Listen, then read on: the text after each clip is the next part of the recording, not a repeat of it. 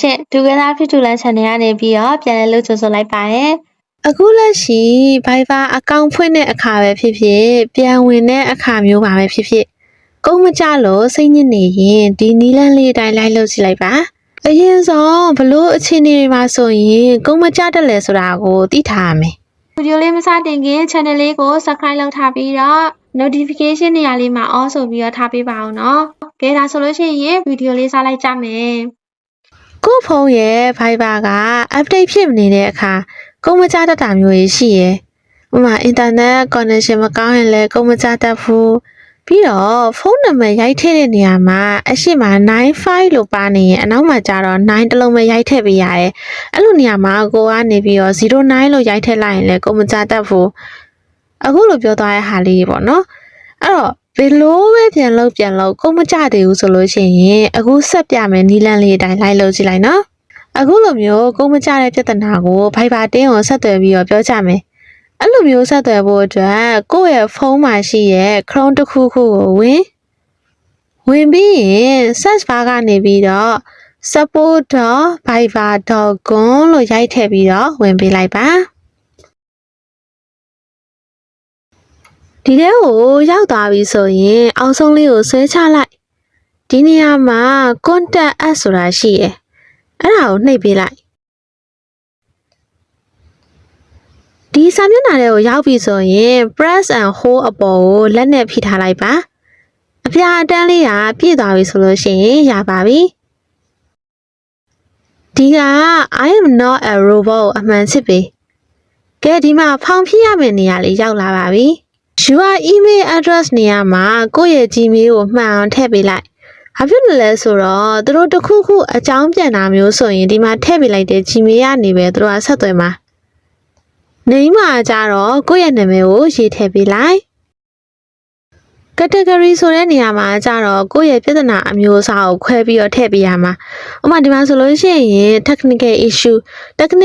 ဆိုတာကြတော့အခုလိုမျိုးပေါ့နော် Viber account log in ကုန်းမကြတာတွေ Viber ရဲ့လုံးဆောင်ချက်တွေဖြစ်တဲ့ဒီ messaging တို့ calling တို့ application performance အဲ့ဒါတွေနဲ့ပတ်သက်လို့ရှိရင်ဒီ technical issue ကိုရွေးချယ်ပေးဒီက Viber out issue ဆိုတာကြတော့ Viber out ဆိုတာကြတော့ Viber ရဲ့ premium version ပဲအဲ့တော့သူ့မှာပေါ့နော်လာစင်ကြေသွင်းလို့မရတာမျိုးတွေ premium version မှာတခုခုပြဿနာဖြစ်တာမျိုးတွေဆိုလို့ရှိရင်သူ့ကိုရွေးချယ်ပေးဒီအောက်က as related inquiry ကကြတော့မသိတော့တဲ့ကြော်ညာတွေမြင်ရတာကြော်ညာကိစ္စမေးမြန်းချင်တာကြော်ညာနဲ့ပတ်သက်ပြီးတော့တခုခုမေးမြန်းချင်တာမျိုးဆိုလို့ရှိရင်သူ့ကိုရွေးချယ်ပေးဒီက business inquiry ကကြတော့ Viber business account တစ်ခုဖွင့်ချင်တာမျိုး Viber နဲ့စီးပွားရေးလုပ်ချင်တာမျိုးတွေပေါ့နော်စီးပွားရေးလုပ်ငန်းတစ်ခုအနေနဲ့ Viber ရဲ့ဝန်ဆောင်မှုတွေကိုသုံးချင်တဲ့အခါမျိုးမှာဆိုရင်သူ့ကိုရွေးပေးလိုက်ကဲအခုကိုရီးယားကြတော့ကိုရီကုန်းမကြတဲ့ကိစ္စကိုပြောချင်တာလीနော်အဲ့တော့ကုန်းမကြတာနဲ့သက်ဆိုင်တာမို့လို့ဒီက technical issue ကိုရွေးပေးလိုက်မယ်topic က general question ဆိုတာကြတော့ပြဿနာကြီးမားမဟုတ်ဘဲနဲ့ရိုးရိုးသိချင်တာတွေကိုမေးတာ free download from the store ကကြတော့ application download ဆွဲလို့မရတဲ့အခါမျိုးမှာရွေးပေးရတာပါအဲ့တော့အောက်ကနှစ်ချက်ဖြစ်တဲ့ access code and registration for mobile ရဲ့ access code and registration for desktop အဲ့ဒါကြတော့ဖုန်းမှာကုန်းမကြတာနဲ့ကွန်ပျူတာမှာကုန်းမကြတဲ့အခါမျိုးဆိုလို့ရှိရင်လောက်ရမှာအဲ့တော့အခုလက်ရှိဖုန်းနဲ့သုံးနေရဖြစ်တဲ့အတွက်ကြောင့်ဒီကနံပါတ်3အချက်ကိုရွေးပေးလိုက်မယ် country မှာကြတော့မြန်မာဘာမာကိုရွေးပေးဖုန်းနံပါတ်လေးထည့်ပေးလိုက်9ကနေပဲစထည့်ပေးပါ0ထည့်ဖို့မလိုဒီ subject မှာကြတော့ဒီတိုင်းလေးရေးပေးပါ subject ကိုဒီလိုမျိုးလေးထည့်လိုက်ပြီဆိုရင် suggested article ဆိုပြီးတော့ပေါ်လာပါတယ်ကိုရေးလိုက်တဲ့ခေါင်းစဉ်နဲ့ပတ်သက်ပြီးတော့ဖြစ်နိုင်ရရှိရဲ့အဖြေတွေကို Viber ဘက်ကနေပြီးတော့အလိုလျောက်အကြံပြုပေးထားတာပါအဲ့တော့ Viber ဘက်ကကိုယ့်ရဲ့ပြဿနာကိုမဖြေရှင်းပေးခင်ကိုယ့်ဟာကိုဖြေရှင်းလို့ရအောင်လို့ဒီတိုင်းပေးတာနှိပ်เสียမလို့အောက်က description မှာကြတော့ဒီလိုမျိုးလေးရိုက်ထည့်ပေးလိုက်ပါ subject မှာရိုက်ထည့်ရမယ့်စာသားရဲ့အခု description မှာရိုက်ထည့်ရမယ့်စာသားရဲ့ Viber တင်းထဲကိုဝင်ရမယ့် link လေးတွေကိုဒီ video ရဲ့ description မှာရော comment မှာရောချပေးထားမယ်နော်နောက်ဆုံးတစ်ခုကကြတော့ mobile service provider တဲ့ အဲ့ဒါကြတော့ကိုအသုံးပြုတဲ့ mobile phone line ဝန်ဆောင်မှုကိုပြောတာဥပမာအနေနဲ့ MPT, Oridu, Atom, Mindel ကိုဘာသုံးလဲပေါ့နော်ကိုအသုံးပြုတဲ့ SIM card ကိုရေးပေးလိုက်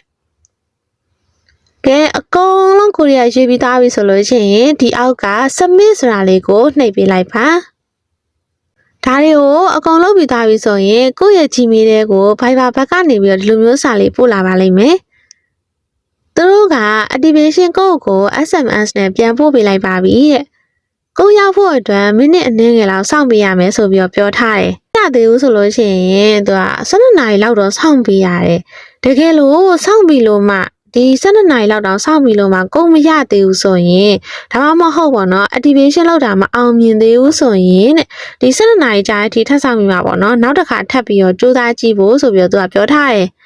ပြီးတော့နောက်တစ်ခုအနေနဲ့ကကြတော့ VPN သုံးနေရင်ပိတ်ထားပေးပါတဲ့ဒီ VPN ပေါ့နော် Virtual Private Network ဒါကိုသုံးနေရဆိုလို့ရှိရင် Viber account activate လုပ်တဲ့အခါမှာ VPN ကိုပိတ်ထားဖို့လိုအပ်တယ်ဆိုတဲ့အကြောင်းသူကအသိပေးထားတယ်ဒါကြောင့်မို့လို့ VPN သုံးနေရင်ပိတ်ထားပေးဒီ email ရဲ့နောက်ဆုံးမှာလည်း12နာရီစောင့်ပြီးလို့မှပြဿနာဆက်ရှိနေသေးရင်ပြန်ပြီးတော့အသိပေးပါလို့ရေးထားတယ်။ဒါကြောင့်မို့လို့သူတို့ပြောထားတဲ့အတိုင်း12နာရီကြာပြီးလို့မှကုန်မရသေးဘူးဆိုရင်အဲ့ဒီ email ကိုပဲ reply ပြန်ပြီးတော့အသိပေးလိုက်လို့ရတယ်။အဲ့ဒါဆိုလို့ရှိရင်တော့ကုတ်ကားရမှာကျင်းသေးပေါက်ပါပဲ။ကဲအခုပြောသွားတဲ့နီလန်လေးနဲ့ကုန်မကြသေးဘူးဆိုရင် like လုပ်ကြည့်လိုက်ကြအောင်နော်။မသိတာလေးတွေထပ်ပြီးတော့သိချင်တာလေးတွေရှိရဆိုလို့ရှိရင်လည်းဒီ YouTube ဗီဒီယိုရဲ့ comment box ကနေပြီးတော့မှတ်သားလို့ရပါတယ်အားလုံးကိုကျေးဇူးအများကြီးတင်ပါတယ်ရှင်နောက်ထပ်ဗီဒီယိုတွေမှာပြန်လည်ဆုံတွေ့ကြမယ်နော်